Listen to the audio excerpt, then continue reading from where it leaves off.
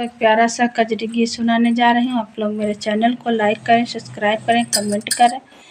न्योता भेजल बाटी बेल के पतैया पे, गौरा जी के सैया के नाय। न्योता भेजले बाटी बेल के पतैया पे, गौरा जी के सैया के नाय।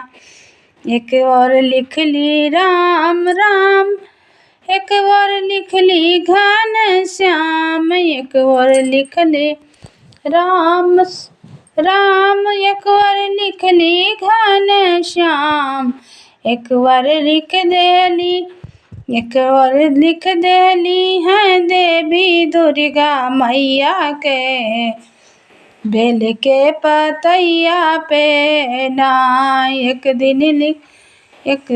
और लिख देली है दुर्गा देवी मैया के, बेल के पतैया पे नाय। न्योता भेजले बानी गौरा जी के सैया के, बेल के पतैया पे नाय।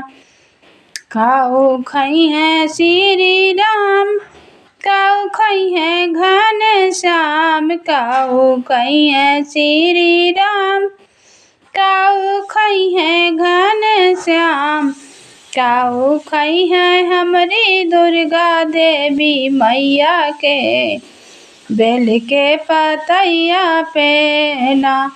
काऊ खई है हमारी दुर्गा देवी मैया के, बेल के पतैया पे ना।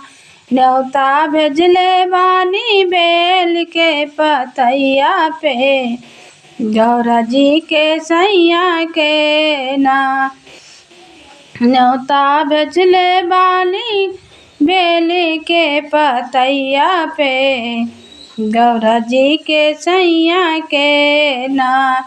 माखन खई है राम राम, माखन खई है श्री राम, मिश्री खई है घन श्याम, माखन खई है श्री राम, मिश्री खई है घन श्याम, हलवा पूड़ी खई है हमरो देवी मैया के, बेल के पतैया पे नाय। हलवा पूड़ी खई है हमरो देवी मैया के, बेल के पतैया पे नाय। न्योता भेजले बानी बेल के पतैया पे, गौरा जी के सैया के नाय। न्योता भेजले बानी बेल के पतैया पे, गौरा जी के सैया के नाय।